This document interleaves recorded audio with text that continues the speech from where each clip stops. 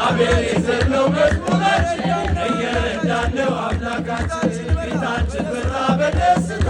ሞገስ ሆኖናል የእኛ ጌታ ሃሌሉያ በሉ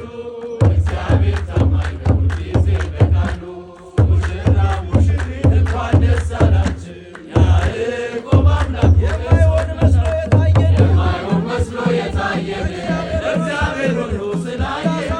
እንደ አሳብ ልጆች ተሰብስበን ስሙን ደግሜ